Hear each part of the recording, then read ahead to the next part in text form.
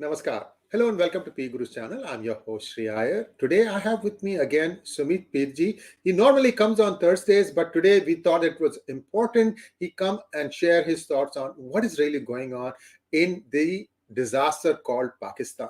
Why is the police hesitating to arrest this fellow?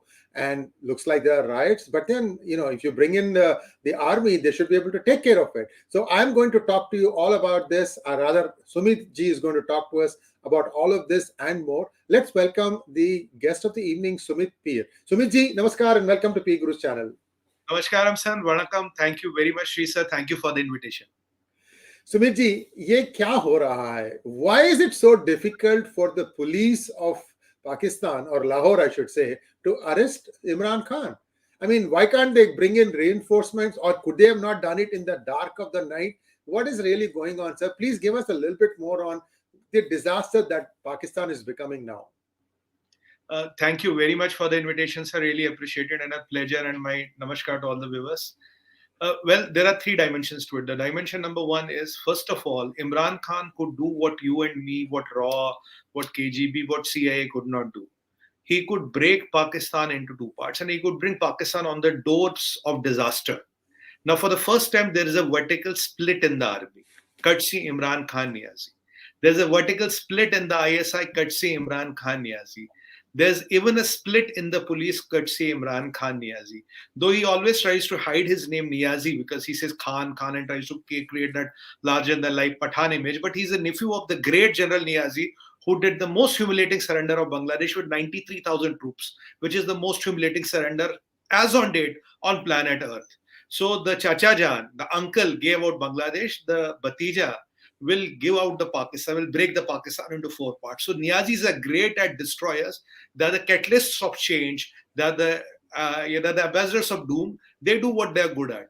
Now, what this man has done in 4 years is amazing. I mean, what all the people could not do so long, he has done it. There has been never a split in Pakistani army. He has done a split. ISI, he has done a split.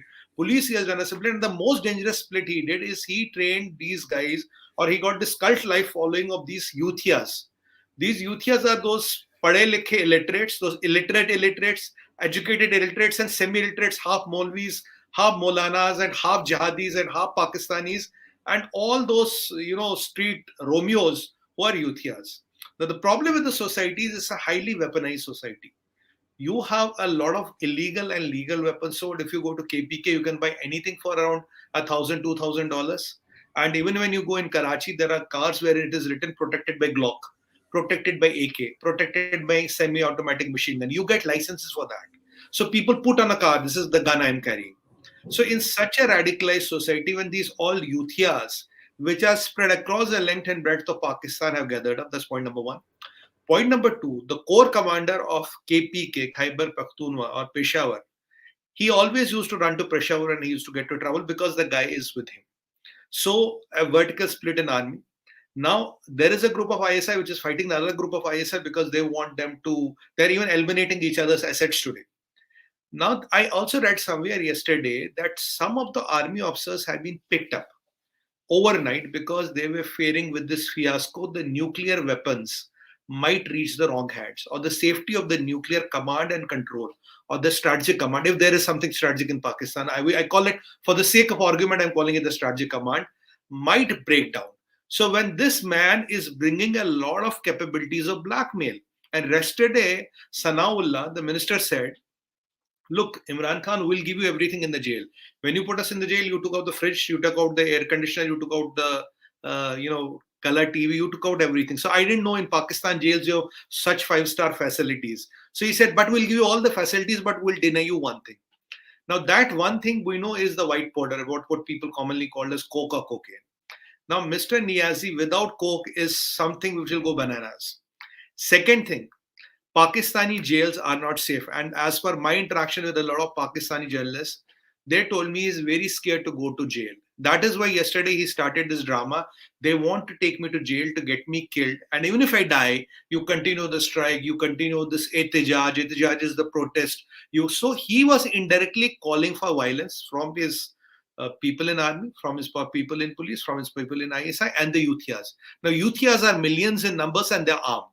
So to avoid that bloodbath, the government of Pakistan had no option but to pull back. This person is straightway talking of an armed rebellion or a riot. And the most agonizing part which I read, sir, was that these nuclear assets might go into the hands of some unwanted elements.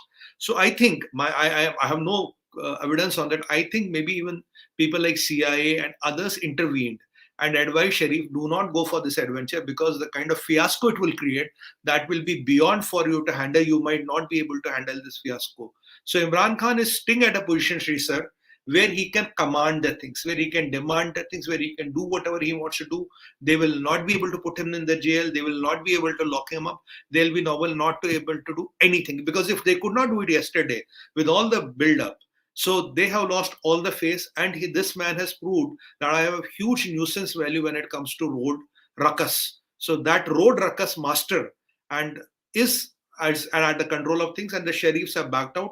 That's why yesterday in the day, if you see carefully, Mariam Nawaz was kind of saying everything against IMF, though IMF has bailed you 22 times. And IMF is not your baap ki jagir. IMF doesn't hold you money that at which they owe you, which they have to give you. So she was cursing IMF. Sharif was saying, I'm disappointed with IMF. And both of them were saying, it's all done by Imran Khan. So they were doing the build-up to arrest him. But by that time, looking at the quantum of violence that can come up and this nuclear inputs and all which are there, so they, in all probability, backed out, saying this is not their cup of tea. Let country go to dogs. Let them rot. Let people go to hell. But we cannot touch this man. That is what has happened, sir. Thank you so much, Sumit ji. And I really admire your choice of word, Yuthias, and that says a lot. Both countries understand this language very well. And they, even at the lowest illiterate person, they understand what you mean when you say that word. And viewers, you might wonder, why do I have this backdrop with 4 different books of mine? Well, they all talk about the various ways in which Pakistan has bled India and continues to bleed India. And all I can tell you is, if you have read these books, you'll understand in how many dimensions Pakistan was trying to hurt India, especially using currency, drugs, terrorist incidents. India was, giving the money to them. Say, "Ah, baal mujhe maar." That's how it looks like, because there was so much fake currency business that ISI was getting out of all this stuff. Sumiji, that ISI itself is in splits is really concerning, and it is curious for me, because I thought that ISI had become independently self-sufficient, so it could call itself East India or East Pakistan Company version 2 or something like that. Sir, the thing is as follows. First of all, if you look at today, what did India use? India used a new word, narco terror. So all the opium out of Pakistan moves out of Afghanistan, moves out and gets processed because of the ISI. Gets processed because Dawood is helping them to get it processed, or his labs wherever they are. There's one Chetty Bandar port which is infamous for that, wherein this all is done. Now the problem here is that ISI has this money, ISI has the narco dollar, ISI gets funding, and ISI does not come under army. The common notion is ISI comes under army, but ISI is quite independent in its own. The problem is that, the current military chief is ex-military intelligence, he's ex-ISI, and he is the general now. And there is no money left. Now the problem is Nadeem Anjum did have some kind of affinity with Imran Khan, but the current ISI chief. But the new Shahbaz Sharif is not very comfortable with him. But with the new general Asif Munir, can he replace Nadeem Anjum, which is very tough. Nadeem Anjum tried to go to Afghanistan, tried to broker peace with them, but that did not happen. And after I thought that was the other guy. I thought the other guy. No, he just went now. Okay. Just went now with Nadeem Anjum days back. So when they was trying to persuade Taliban, ask Tehreek-e-Taliban not to attack us. He went into the dress of a Pathan with his hairstyle change, with a salwar, and but he's a Punjabi, but he went in the attire of a Pathan. But the Talibanis did not pay heed to him.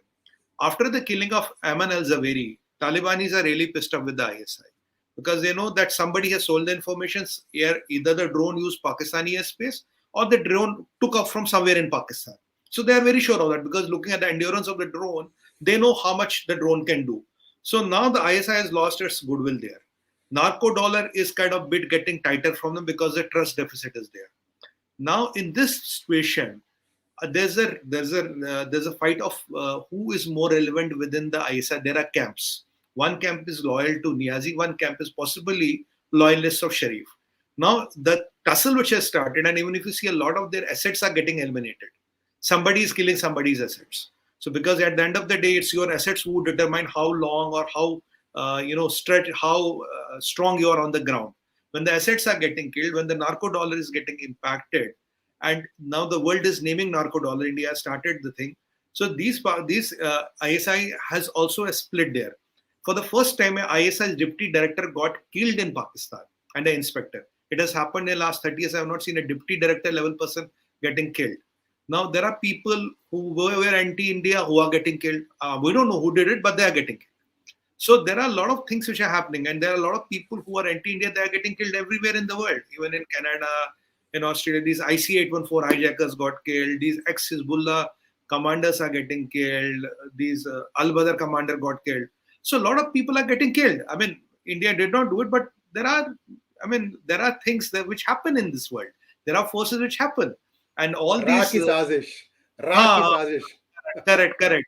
All these illicit characters have to die one day. In dushton ka sanhar to hona hi hai. So they die one day, and it doesn't matter what becomes the reason and who becomes the medium. It's all God's wish. The reason and medium can change. So that is what we are saying. Now, with all these things, this ISI is also rattled because ISI is feeling the pressure financially. ISI is feeling the pressure trust-wise. ISI is feeling the pressure vis-a-vis Afghanistan and Taliban Pakistan. And ISI is feeling the pressure because somebody is eliminating their assets. I don't know who it is, but people are getting eliminated. With all these things happening, and the government is not in very good with Nadeem Anjum with books. He's seen as an Imran Khan Niazi man. Possibly his loyalties are there. We don't know. That time will tell. So there's a vertical split within ISI also. So with this fiasco happening, now ISI does not have that kind of a cloud any longer. That is why I credit this man. He could do what a CIA or a KGB or a RAW could not do. He could split the Pakistan into two. Now today, the Pakistan, when Niazi told us, Taliban has liberated Afghanistan and we will inshallah use Mujahideen to attack India and to take Kashmir.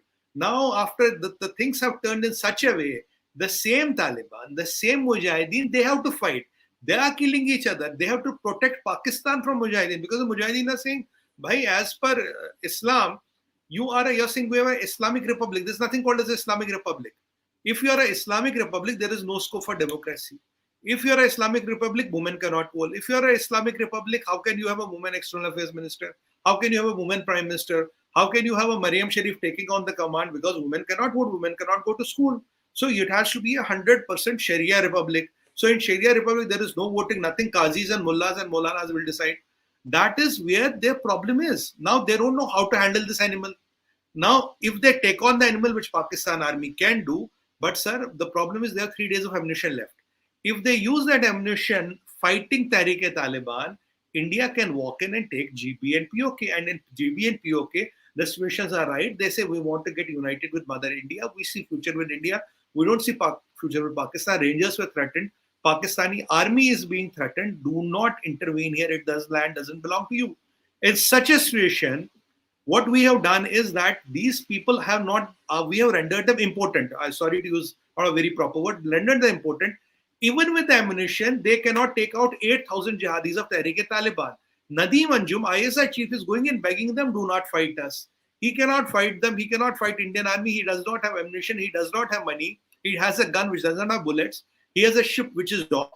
His tanks get heated up. The Khyber tank, after 2 hours, it gets heated. The radiators are Chinese, so they don't work. His GF-17 is completely 50% grounded. And for his good news, the Chinese told them, we will discard the Russian engines. Russians got so pissed off, they will not supply any engines to them. So there are planes who don't have engines, and the F-16s never got upgraded.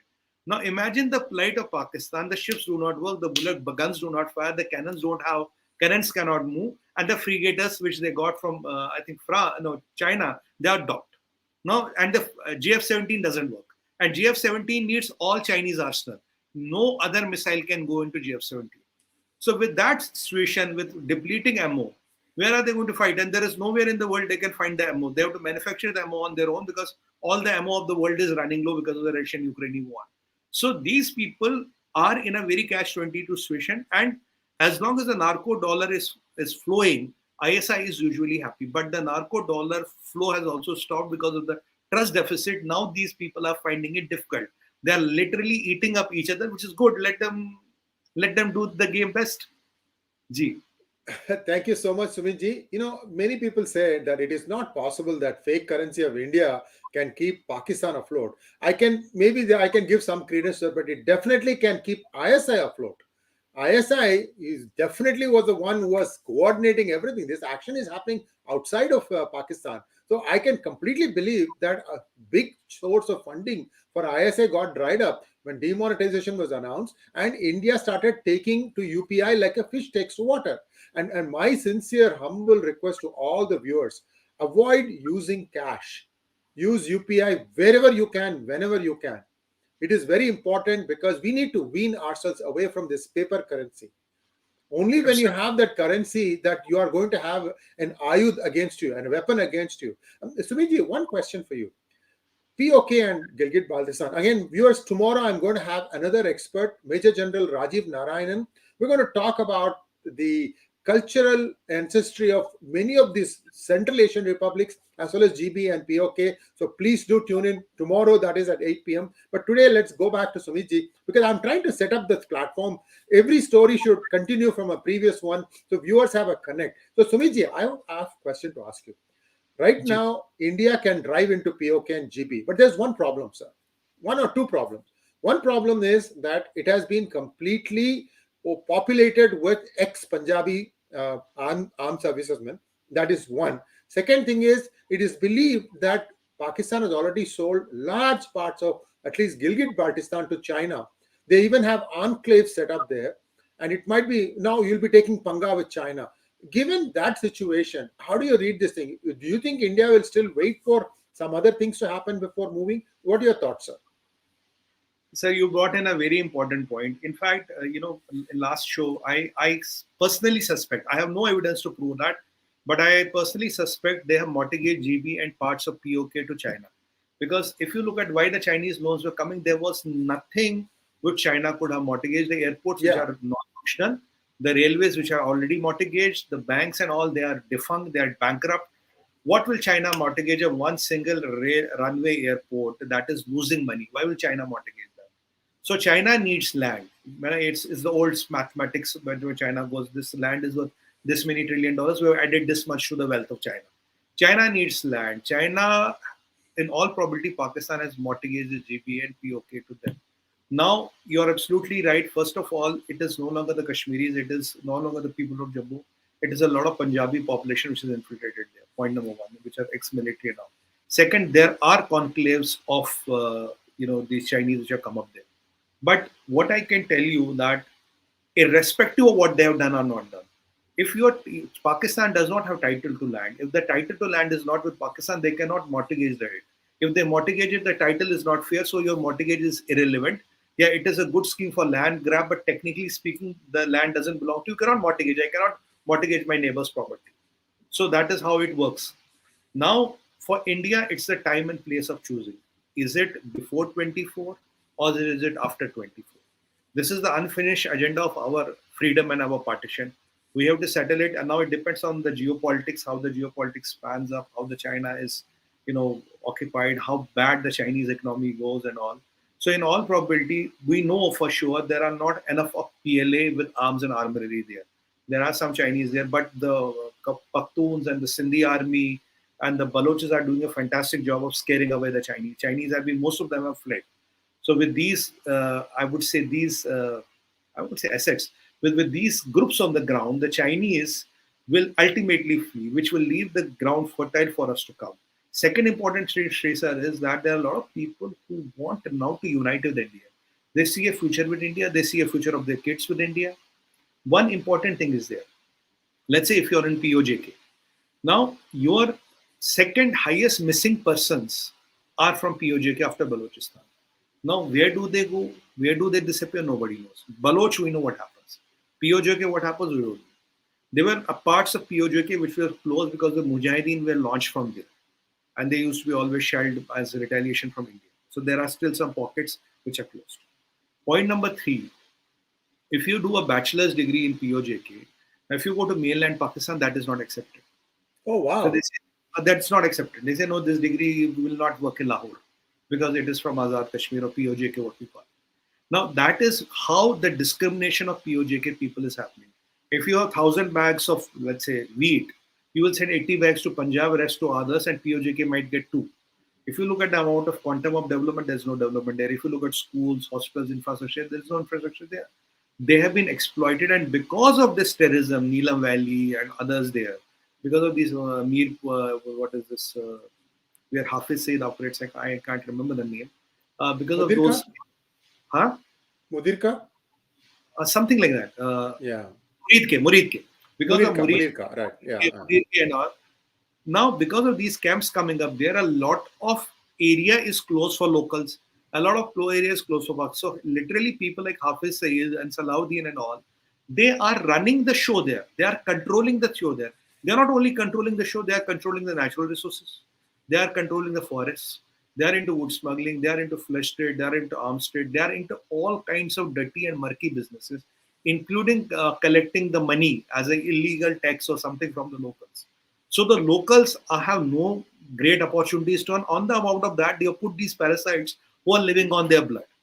So, and the more and more funding from ISI dies, the more and more these parasites will need to depend on their blood. That is what is happening there.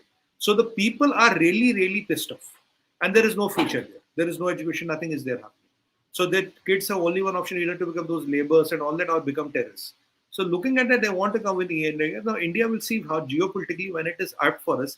As far as Indian army is concerned, they have already told us we can deliver it as and when the government of India wants. So now my assessment is, sir, is it before 24 or is it after 24? Either it will be just before 24 or it will be after 24, like we did 35 and 370, just after 24. But it will be done.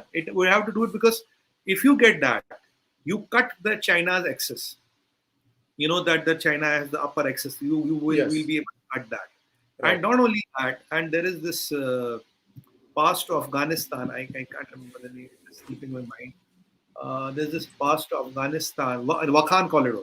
Now we also get access to Wakhan corridor, which we need strategically for having access to the Central Asia. So with IRS-ST and Wakhan corridor, we will really cement our alternate trade routes, and this business is worth a few $100 billion in years to come. So there are political interests, there are geopolitical interests, there are military interests, and there are economic interests as well. Ji.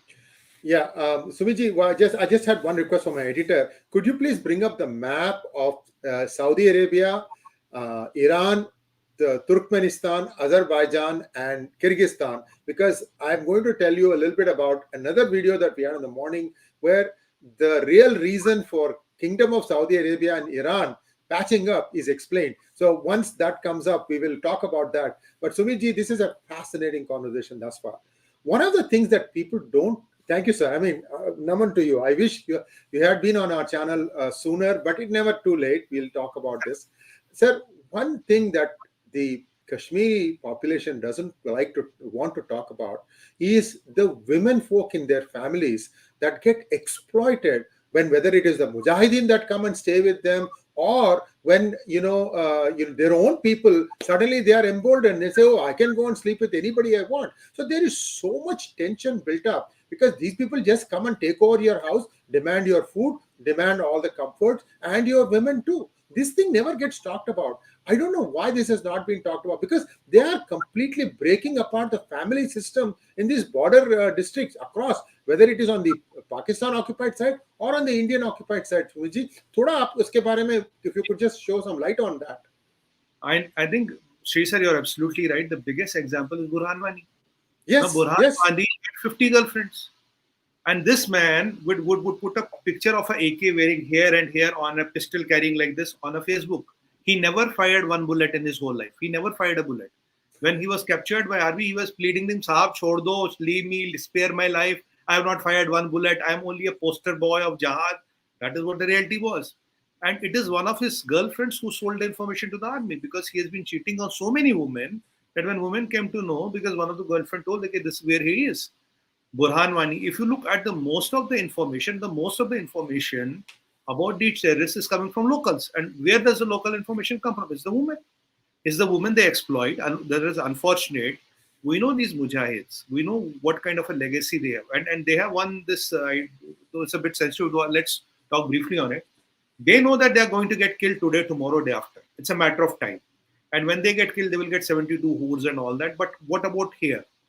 They want to leave a progeny here. They want to leave their, speck of DNA here. So wherever they go, they will try their best to leave a speck of DNA there. This is in the mind. This will carry my legacy. This is my, this is my gift to the world. I will create one more mujahid. I will create one more terrorist.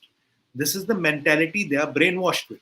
So when it comes to women, these people literally, it's like if you keep dog hungry for 15 days, how will he react when he finds a bowl of fish or a bowl of meat?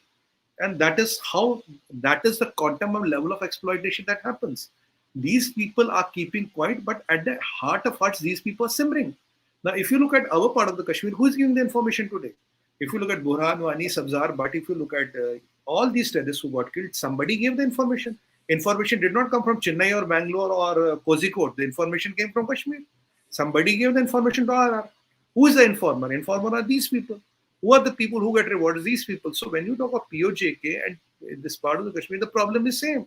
Unfortunately, the women and the younger girls who are our sisters, they are taking the brunt of all this. These younger girls are taking the brunt of all this. Teenage pregnancies and these extramarital pregnancies and all these are happening. They are all brushed around the carpet. And somebody told me there are a lot of kids who don't look Kashmiri. Now, obviously, the mother is there. And a lot of kids don't know who their father is. So this happened. And if you look at the if you look at the liberation of Bangladesh, Sri Sir, at that time, Pakistani army was used as an instrument of rape. They were told in Bangaliyon ki nasal badal do, change the DNA of these Bengalis. That was the instruction. They did a few, I think 200,000 rapes. And there were 200,000. Yes. More than 200,000. There were 200,000 kids born where the father was somebody from a Pakistan army. If this institutionalization of rape was done by the army commanders using their people in uniform, now imagine these are non-state actors. These are disposable jihadis. What will be the quantum and quality of instruction? It will be ki jo mile, whomever you get, make sure you rape. I mean, that is what would be happening there. And nobody seems to talk about it. That is a menace people are living with. And that is a menace they want to be liberated. Because when such kids are born, the only option is either you become a labor or you again become a terrorist. Because there's no education, there's no formal system. What will you do? So these are the things why people are with India, why they are with the Indian army, why are they giving information to the Indian army, why are they helping the Indian army? Because these are parasites. They're literally sucking on their blood and living by them. And that cannot happen for too long. This concept of jihad and all is not sustainable because it's cost time and money and energy, and people are paying with their dignity and with their lives. And how long can the world keep silent to this? Because atrocities against women have become a normal day-to-day activity for them. For them, it doesn't matter. Today, this is this woman. Today, that is that girl, that woman. They really don't matter. And these people are something, they are not fearful of the law. They know they'll be killed today, tomorrow, day after. So they say, let's enjoy life here and we'll go to Jannat, we'll get 72 votes anyway. So it is hanky-dory all the way. And the person who doesn't fear death and the person who is destined to die is a terrorist with no demands. So we are up a shit creek without a paddle. That's what it is, honestly. Thank you. And I'm going to show you a picture here. Just 1 second, sir. So what I'm going to show viewers, this is something that, can you zoom in please on Saudi Arabia and Iran and Turkmenistan? We are bringing it up. Okay, great. So Sumitji, this is what the deal is. Saudi Arabia is going to lay a pipeline to China. And that pipeline is going to go through Iran.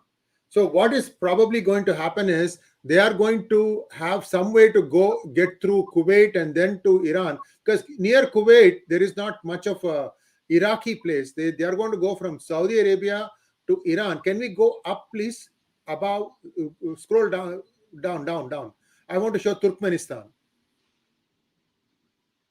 Yes. So yeah, a little bit more. Stop it there. Thank you so much. Now, if you look at it, Sumitji, So the Ji. pipeline is going to go from Saudi Arabia to Iran to Turkmenistan to Uzbekistan to Kyrgyzstan. Now, in Kyrgyzstan, there are natural gas pipelines coming from China all the way up to Kyrgyzstan. You have a natural gas pipeline and a crude pipeline.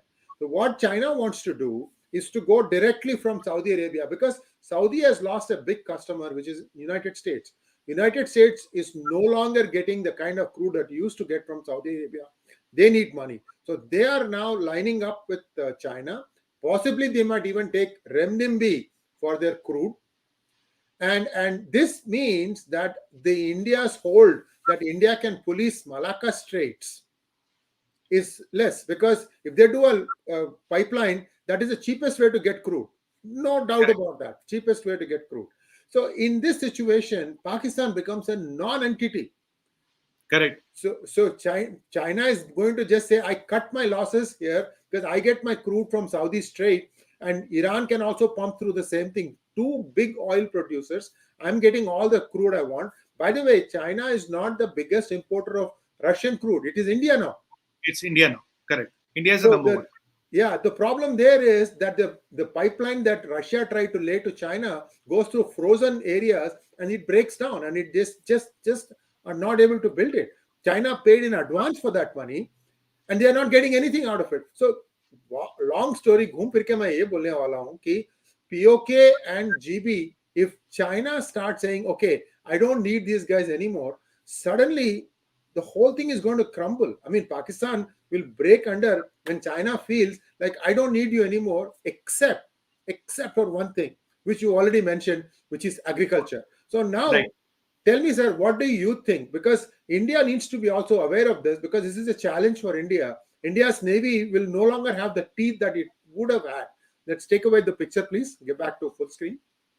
Thank you. Sir, I mean, there's a very interesting perspective, but when we look at the logical things, you see, there's always a volatile relation between Iran and Saudi Arabia, firstly. That Shia-Sunni conflict never dies. China tried to broke the peace, but there is this one connotation to it, sir. If you remember 2 years back, China did a $500 billion agreement for 10 years of crude with Iran, which it did not honor. Now, China went to, Saudi Arabia. Xi Jinping went and spent 3 days there. He offered renminbi, which at that point of time, Saudi says we are not interested in. Yes. Now, then Chinese ditched both Saudi and Iran and went to Russians to buy their Russian crude, right? So first of all, how much can you trust China? Because the deficit with China is all-time high. Nobody trusts China today. If they say sun rises from the east, you have to check your compass again in the morning. Either the compass is wrong or the China is wrong. So that's China. So point number two, this Shia-Sunni conflict is not going to die down because Iran's and Saudi's economy is not together. Point number three, the amount of and the quantum of time you will try to build this pipe is high. It will be few years, 10 years, 15 years. By that time, you are vulnerable. Point number four, this Gwadar port is not operational. Gwadar is not operational, our Chabhar is operational. BRI doesn't work, CPEC doesn't work. So China's fuel supplies are still challenged. Point number five is, in the Islamic world, this animosity between Iran and Saudi is so much, and with Israel playing its cards. Now, because Saudis are closing up to the Israel, they want to have friendly relations. That is irking Iran. And Benjamin Netanyahu is already talking, if Iran makes a bomb, I'll go and attack them and dismantle them. With so much of volatility, the Chinese might be hallucinating and dreaming and assuming, because Chinese want to give this impression we're ahead of the world. They're thinking of building a colony on Mars, sir, when their rover for last 12 months did not move. But that time we will build the colony on Mars. So because China's biggest weapon in Chinese armor is propaganda. They work, they feed, they eat, they sleep propaganda. I mean, they want to give this impression we brokered the peace, but this Shia-Sunni conflict is more than 1,000 years old. Nobody can broker peace and nobody can get them together. If tomorrow Americans want, they can scuttle the project any day. If tomorrow things go wrong, if a Khomeini does not like something and he gets wrong from the other side of the band, the project gets wrong. So Iran will never be a subservient to Saudi Arabia, and them doing business together is too tough. So they might sell oil individually to Iran, to China, that is possible. But what I know, China has dished both of them. They have dished Iran, they have dished Saudis. They went to Russians. Now, as the Russian oil is, as the number one supplier is India, and India has a refining capacity. So China is trying to create alternates. But China is the one who who nobody can trust. So when they all the three partners in the paradigm have this no trust relationship with them. And there was also a project wherein the Irani pipeline was supposed to come to Pakistan. It hit the Pakistani border and the pipeline got stopped. So, and Pakistan is a no entity. Even if you look at Afghanistan today, Afghanistan is asking India to train its diplomats. Afghanistan is asking India to complete all the pending 800 projects. Afghanistan, for the first time in its history, is asking India, sir, please come and mine minerals from here. Though it's not a very easy task, but we are the first ones to get invited. When there was an NSA level meet, all the NSAs of the region were there, including the Chinese NSA. Ajit Dovalji met Putin. Pakistanis were taken out. So the so-called strategic depth of Pakistan, so-called the foreign policy of Pakistan, which used to go from Kashmir to Kandahar, now they have lost Kashmir to Thani unka. Now they have also lost Kandahar. Now Pakistan is not even a player in Afghanistan now. Kashmir, they were never a player. They have lost Kandahar. They have lost Afghanistan. And if this thing comes to true, why do the people need Pakistan? Even Pakistan is not an entity there. And even I'll tell you, ISI would not want Shias and Sunnis to get together. Because if Shia Sunnis get together, a lot of revenue for propaganda of ISI will stop. Where will they get money to fuel unders? Because today ISI is a rogue terrorist organization. It is only disguised as an intelligence organization, but they are active in more than 100 countries of the world. And the kind of ruckus they create, the low cost, high intensity ruckus. Because if you look at their budgets are very low cost, high intensity ruckus they create, that's phenomenal. There was around 1 year back, if you remember, she said, 2,000 taxi drivers of Pakistani origin from Dubai were picked up when their twin bombs went in. When they tried to start the aeroplane with Israel, there were twin bombs which went in Dubai. Immediately, Dubai picked up 2,000 taxi drivers because the diaspora of Pakistan, this is common with China, the Chinese diaspora and the Pakistani diaspora, wherever they are used, they are the outposts for Chinese and the Pakistani intelligence respectively. The world has to be aware of that. It's not like the Indian diaspora who are loyal and, by sweat and blood. That's not the case. It's a Chinese, he'll be loyal to his, PLA, and it's a Pakistani, he'll be loyal to ISI. That the world has to understand and appreciate. So I see a lot of, ifs and buts in this, but let's wait and watch how it pans out, sir. Yes, indeed. Thank you so much. And one last question, parting thought before we take up some of the questions. A lot of questions also for you, Sumitji. I hope you have a little bit of time. We are about 37 minutes into the program. I don't know how time flew, but very fascinating. Now, I also heard, Sumitji, that there is no direct working road connect between Pak-occupied Kashmir and Gilgit Baltistan. There was only one road that also is damaged, I heard. Is that true? Yeah, the road is damaged and the people are not letting them repair the road. Because they see if the road is built and the road is repaired, because this thought of Chinese PLA coming in fact, there was a thought. I think around 5-6 months back, there was a big talk in the Pakistan media that 25 battalions, some 16,000 men or something, China has demanded, if by that time floods were not there, it was before floods, that if you want more money for CPEC, we want these men on the ground to protect our interests. Now, Shahbaz Sharif had taken out the government, and at that point of time, sorry to use a very bad word, he was shitting in his pants because he had to take the approval from the parliament and the army. Now, if so many troops of PLA enter with arms and armory, it will be impossible for Pakistani army to dismantle them. So, in that interest, they have not put any money there. Pakistan doesn't have the money. If you don't have money to pay your electricity bills, I'll tell you, if you look at a place like Karachi controls 70% of the GDP of Pakistan. Karachi pays 70% of the taxes of Pakistan. Karachi gets 4 hours of power. So if after paying 70% of the money, you get 4 hours of electricity, imagine what will people in POK and Gilgit Baltistan get. They will get nothing. There's nothing left. Where is the money? If Chinese would have come, they would have built the road. Chinese are not there. PLA is not there. So there's no road there. So they are following what Mr. A.K. Anthony used to say. No roads is the best way road to keep the China away. So Pakistanis have copied his model. Wonderful, sir. And it is certainly a treasure trove of information that's shared today and thoughts and exchanges of ideas. Let's take some questions now. Thank you so much, Sumitji. Thank you, sir. Let's take some questions now. Magnet Ranga wants to know, were the police interested in arresting Imran Khan Niazi in the first place? Sir, namaskar. Rangaji, there is a split in the police itself. There are some police which are with Niazi, there are some police which are with Sharif. So police was not interested. There has been a coincidence in Pakistan where a DGP of police was picked up by ISI corps commander. So was picked up by his residence. But when Imran Khan started creating the nuisance, the police literally chickened out, because you're imagining it like India. There everybody is armed, everybody carries a gun, and some of them have AKs. So if these AKs start going on, you've seen those marriages. I saw a marriage wherein a mother-in-law is giving his son-in-law, newly married son-in-law, a AK as a dahej or a dowry. We give pens, we give Mara Saraswati and Ganesh ji ki pratima. What they give is a AK-47. So we are talking of an entirely radicalized society, sir. It's a different ball game altogether.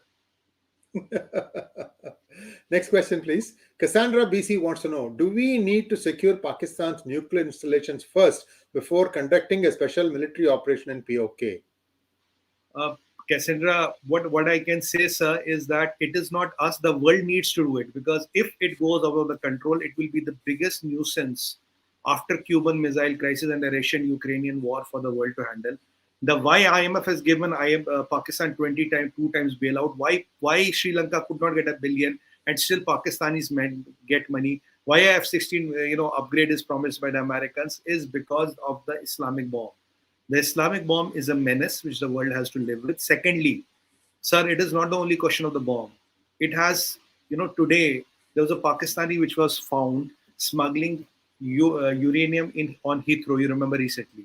Now, where was he going? Either he was going to Ukraine, he was going to Iran, or he was going to Albania. There are the 3 destinations where this Pakistani could have gone, because Ukraine, they need it, Iran needs it, and Albania, everything is sold. Problem is not only the Pakistani atom bombs have this enriched plutonium. Now, plutonium, it has a lot of value because it's enriched. Point number 1, what Iran is not able to, they are not able to enrich uranium. If they get enriched plutonium cores, it has value. Secondly, the triggering mechanisms and all can be sold in pieces. So what is the immediate threat is a dirty bomb. A small dirty bomb is the immediate threat which the world lives with. So it is not even our interest, it's in the American interest, it's in the Russian interest, it's in the Indian interest, and it's in the interest of the civilized world to make sure these assets are neutralized, taken care of. But what I told recently, I cannot confirm. Just around 1 month or 2 months back, there was a big convoy which started from American embassy in Karachi and went to Paradise Point. Around 50 cars protected by rangers, all black. Who were in them? Paradise Point is one of the biggest nuclear facility, which houses a lot of nuclear assets. Who were what went into these cars, who went in these cars, what came back into these cars, did anything come back or not, we don't know. But it was very unusual to have 50 cars going in a caravan. There was something which is happening which we can't confirm. But I think the good news is something is being done there. Well, next question from Rahul Sharma. There are some comments about, I getting frustrated or something like that. Viewers, there are people who don't really go through all of PGurus videos. I always give both sides of a story. That doesn't mean I have any personal preference or the other way. Just now, Sumit ji explained to us what the Kingdom of Saudi Arabia, Iran nexus was going to be. And I had the opposite story being told by Elmer Ewan yesterday. So this is for you to understand that there is always 2 sides to any story. You have to decide which you want to go. So I have no sides in this. So please don't take those things the other way. Rahul Sharma wants the next question. Can India bring Imran Khan back in power? That's very good for India. Kuch nahi, everybody will go say the same thing. Go ahead. Hey, Imran Khan is already doing the work. What we could not do in 75 years, he is breaking up the Pakistan at a lightning speed. He's a catalyst. He's that, in a fission, we need a neuron which will hit the other cells. The neuron is already doing the job. So fission has started. We have to just wait and watch. We have to be ready with the hard water to control the reaction. That's all what we need to do. So it's a nuclear fission which is happening in Pakistan. Let's enjoy. Next question. What is the future of IMF? Partha wants to know. Parthaji, the IMF is playing a very important role, and we have an exceptional lady who's leading it, Ms. Gopinath. She's a phenomenal talent, and if you see the kind of work they are doing, and some people even say, and in Pakistan especially, they are pissed off because when it comes to World Bank, there's an Indian who's going to head. When it comes to IMF, there's an Indian lady who's heading. They said, "Yaar, Bangladesh got $4.5 billion. You guys help them." When it comes to Pakistan, we are not getting a nickel. Why is it? I said, it's your karma. It's the logic. Don't blame us.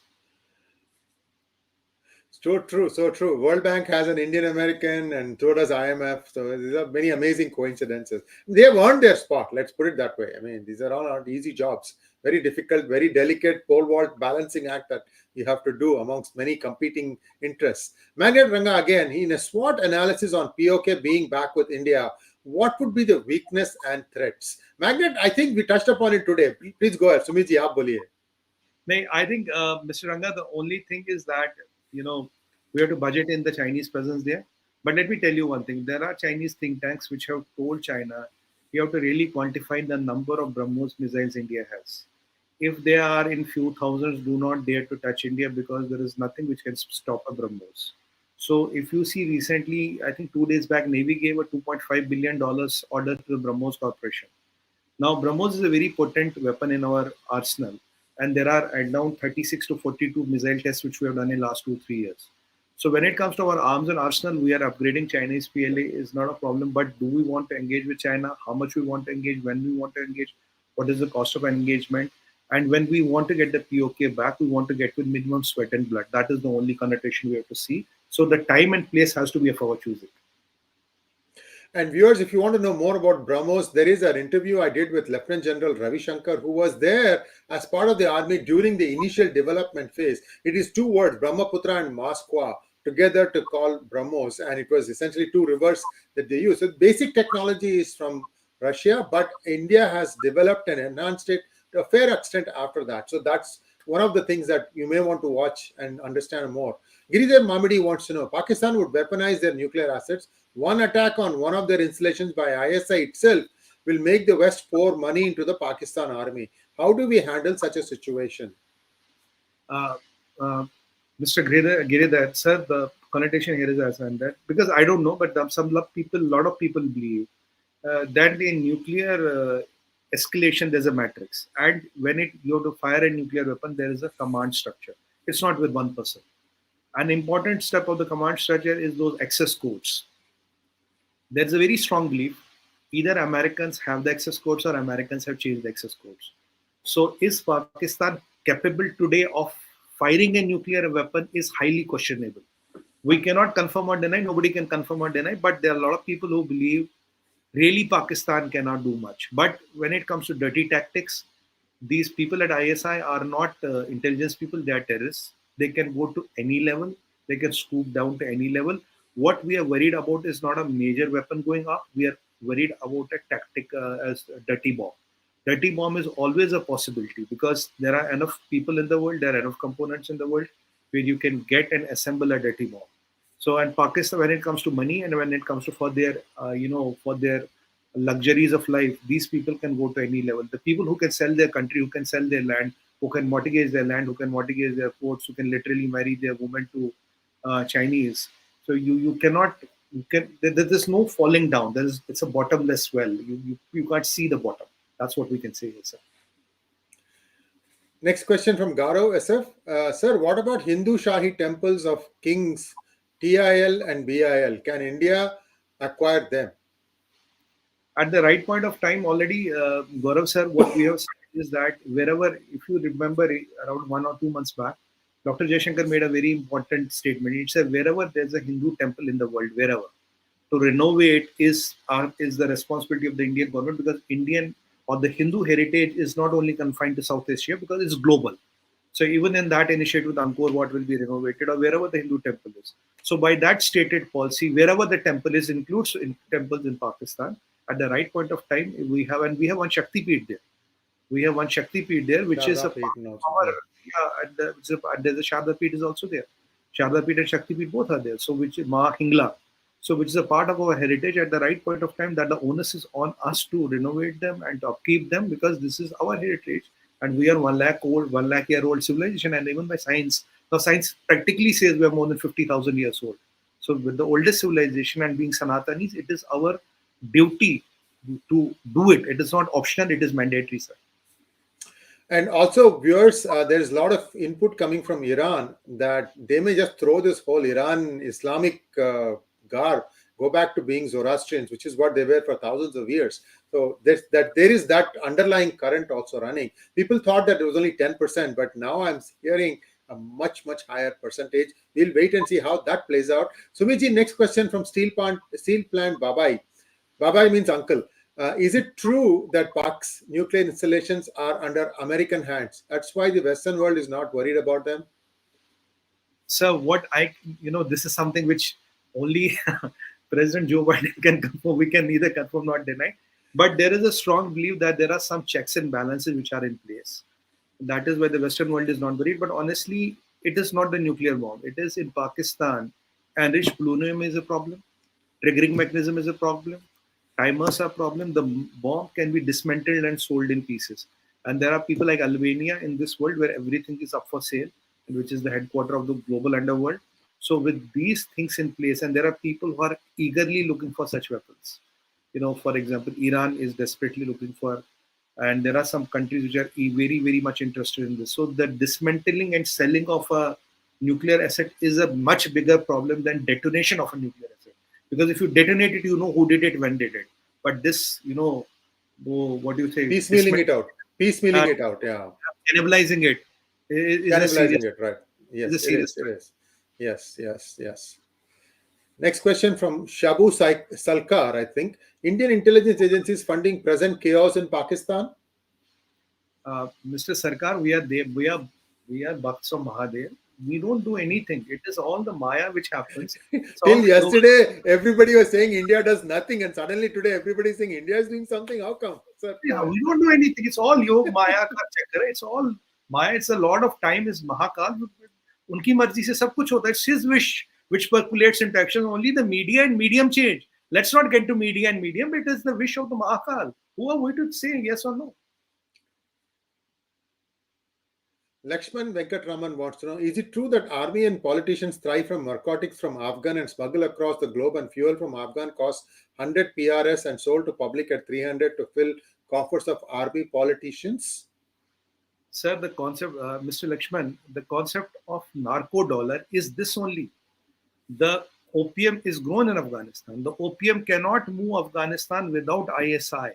Opium cannot move Afghanistan without this help of 𝙒𝙬𝙤𝙀. Who refines the opium? Who makes the cocaine? All the refining equipment is hosted by 𝙒𝙬𝙤𝙀. 𝙒𝙬𝙤𝙀 gives 40% revenue share to ISI.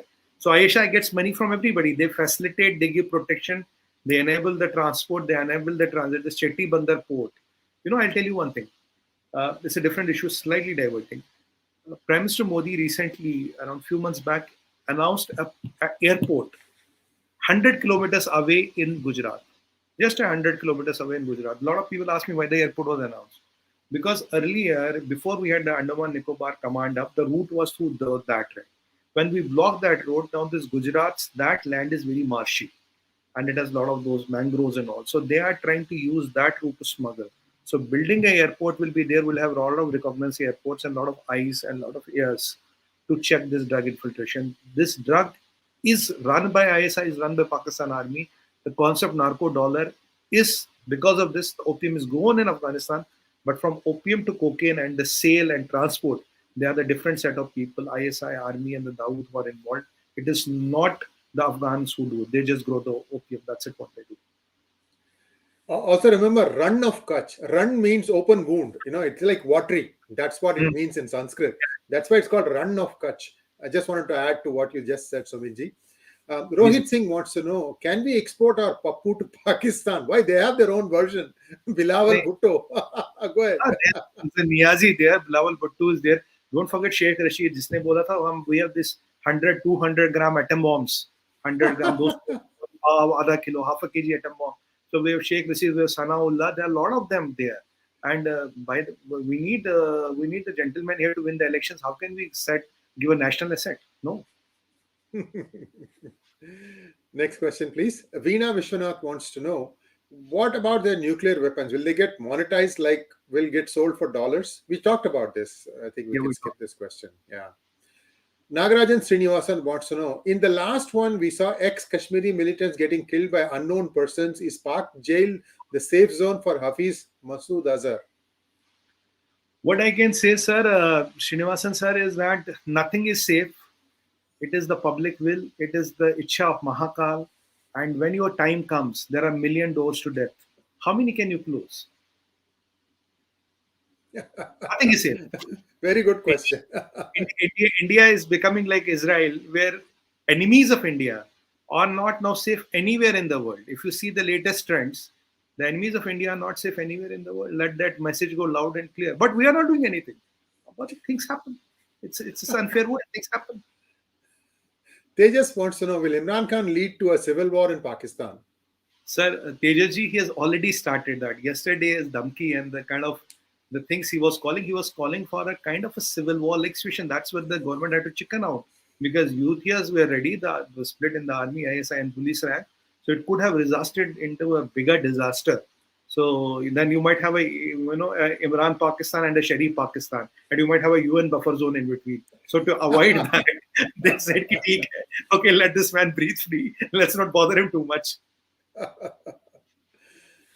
Next question, please. We have 2 or 3 more questions and then we can wrap it up. Mukund Rao says, Namaskar to you, sir. Thank you for this detailed discussion. Question: the Taliban wants to have Shariah in most of Pakistan. Most of Pakistani people also are Islamic. What stops the Talibanization of Pakistan? The honest answer is that, even if you look at Pakistan, what is the revenue of Pakistan? How will Pakistan survive? Okay, you can implement Sharia, but what next? Today, Afghanistan has $10 billion of foreign exchange reserve and Pakistan has 4 that cannot be touched.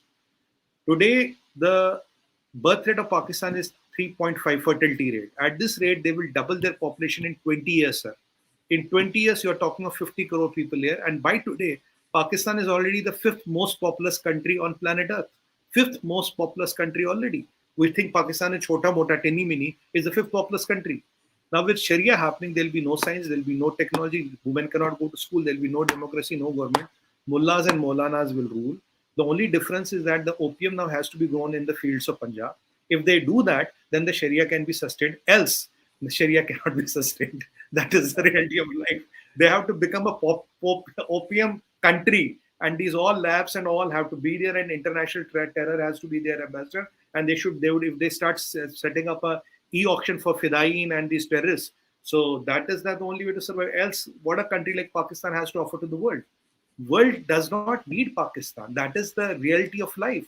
Pakistan has nothing to offer to the world, sir. Holy Azaza wants to know, Azazel, what is Imran Khan's endgame? Is it only limited to be the Prime Minister and has no idea of what is next? You see, Imran Khan, I'll tell you something very interesting about Imran Khan. Imran Khan is a person who has the jinns. You know what are jinns? His wife is some kind of spiritual leader. She controls these extraterrestrial bodies and these jinns, and there's a brigade of them. Now, when he is in a dilemma, he consults his wife. What does wife do? Wife says, gilly, gilly, gilly, gilly. And then there's a one jinn which comes out. You've seen the Aladdin, that the jinn comes out. Yes, madam, what can I do for you? Say, oh, there's a problem. This Modi ji wants to have talks with him. They say, okay, let us consult the master and come back to you. Then the jinn comes back and says, after the due deliberation, we've decided that these kafirs cannot be trusted, so let's not have any talks with them. So the lady communicates to the husband, look, the jinns are of the opinion we should not talk to them because they're kafirs. Then Imran Khan says, no, we'll not have any trade with India. That's how Imran Khan works. That's the reality of life. Thank you so much, Sumit ji. And that brings us to a close of today's program. Please like, share, and subscribe to our channel. Don't forget to click on the bell button for notifications. We are hoping that Sumit ji will be back next Thursday at 9 p.m. He may be back sooner if something dramatic happens. I have him on my hotline. Hopefully, he'll find time for us. He's a very, very popular TV commentator, Pakistan watcher. Many Pakistan channels also invite him. So thank you so much, Sumit ji. आपने अपने busy schedule में हमको समय दिया और बहुत-बहुत धन्यवाद आपको. And viewers, namaskar. Thank you so much. Thank you very much, sir. And my pranam and vanakkam to all. Thank you very much.